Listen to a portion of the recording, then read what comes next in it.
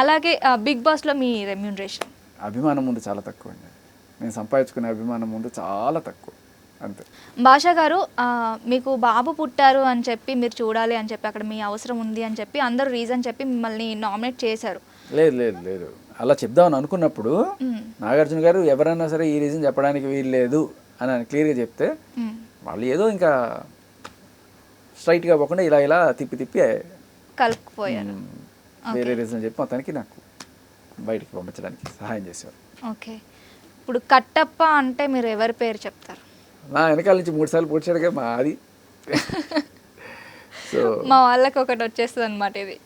నేనే సరదాగా అనేవాడిని, ఇప్పుడు ఊరికే చెప్పడం కాదు. తను కూడా అక్కడ కట్టప్ప అనేవాడిని. బాహుబలి కట్టప్ప అంటారు కదా, అసలు బాహుబలి పేరు ఎందుకు వచ్చిందో తెలుసా మీకు? ఆ సినిమా ఆయన పేరు బాహుబలి అని కాదు వచ్చింది, సినిమా స్టోరీయే బాహుబలి. అంటే ఆ సినిమా మొత్తం మీద బాగా సఫర్ అయ్యేది ఎవరు? ప్రభాస్ కాదు, దేవసేన. పాపం 20 ఏళ్ళు అది సంఖ్యలు వేసి అట్లా ఉంటే తర్వాత ప్రభాస్ వచ్చి విడిపిస్తాడు. ఓకే, ప్రభాస్ బాగానే పెరుగుతాడు కానీ రోజు చిత్రవద నరకం అనిపించింది దేవసేన అనుభవిస్తుంది. దేవసేన ఎవరు? యాక్చువల్ రాజమాత శివగామి కోడలు. అవును. సో ఆవిడ తీసుకున్న నిర్ణయం వల్లే కదా ఈవిడ జీవితం ఎట్లా అయిపోయింది. అవును. సో అది యాక్చువల్గా బాహుబలి అనమాట. బహు అంటే కోడలు కదా. ఓకే, బాహుబలిని కాస్త బాహుబలి పర్ఫెక్ట్ స్టోరీకి మ్యాచ్ అనమాట. మీ ఫ్యూచర్ అంబిషన్స్ ఏంటి? ఫ్యూచర్ అంబిషన్స్ ఉన్నాయండి, కొన్ని ఉన్నాయి. నేను ఏదో చేద్దాం అనుకున్నాను. ఏం చేద్దాం అనుకున్నారు? ఒక రేడియో జాకీ అయిపోయారు, బీజే అయిపోయింది, అయ్యో అలాగే బిగ్ బాస్ కంటెస్టెంట్ అయిపోయింది. నా పాయింట్, నేను ఎప్పుడు ఏది అవుదాం అనుకోలేదు, ఏదో చేద్దామని అనుకుంటాను. ఆ క్రమంలో ఏదో అవుతుంటాను. ఓకే, ఎప్పుడు ఇది అవుదాం, డైరెక్టర్ అవుదాం అనుకునేది కాదు, సినిమా తీద్దాం అనేది, ఏదో చేద్దాం అనుకునే దాంట్లో ఓకే డైరెక్టర్ అవ్వచ్చు. ఓకే, చేద్దాం అనుకునేది నేను ఫ్యూచర్లో చాలా రోజుల నుంచి చెప్తున్నాను.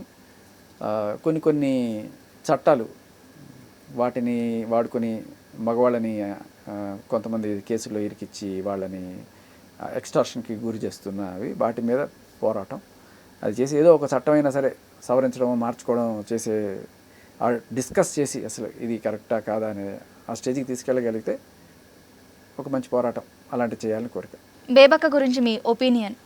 అమాయకురాలు, కానీ ఎవరో ఆవిడని బాగా బలంగా ఇన్ఫ్లుయెన్స్ చేశారు, ఇలా ఉంటే కాదు నువ్వు స్ట్రాంగ్గా ఉండాలని. ఓకే, ఆవిడ ఓకే స్ట్రాంగ్గానే ఉండాలని చెప్పి ఆవిడ ఏం చేసింది, స్టవ్ దగ్గరికి ఎవరిని రానివ్వలేదు, ఎవరిని వండుకొనివ్వలేదు, నేను పెట్టిందే చట్టం అన్నట్టుగా ఆవిడ చెప్పడంతో ఆవిడ కొంతమంది దృష్టిలో బ్యాడ్ అయింది. అందరూ నామినేషన్లు వేయడం చెప్పడం జరిగింది. బట్ లేకపోతే పాపం ఆవిడ చాలా చేసి పెట్టింది, అందరికీ ఆమ్లెట్లు అన్నీ చేసి పెట్టింది. బట్ దాన్ని ఏమంటారంటే పడ్డవాళ్ళు ఇప్పుడు చెడ్డవాళ్ళు కాదంటారు కదా. ఆవిడ కొంచెం హార్ష్గా ఉండడానికి కారణం ఏంటంటే ఇలా ఉంటేనే గేము అన్నట్టుగా కొంతమంది ఇప్పుడు ఈ యష్మి లాంటి వాళ్ళు ఇలాగ ఆడాలి గేమ్ అంటే ఇన్ఫ్లుయెన్స్ చేసినట్టున్నారు. ఖచ్చితంగా అది వాళ్ళ మాటలు అనుకుంటాను నేను. అవును నేను స్ట్రాంగ్గా ఉండాలని. ఆ స్ట్రాంగ్ అంటే ఇది అనుకుంది ఆవిడ. అలా అనుకోవడం వల్ల ఆవిడకి ఆ సిచ్యువేషన్ వచ్చింది అనుకుంటా. Otherwise Bebakka is a sweet person.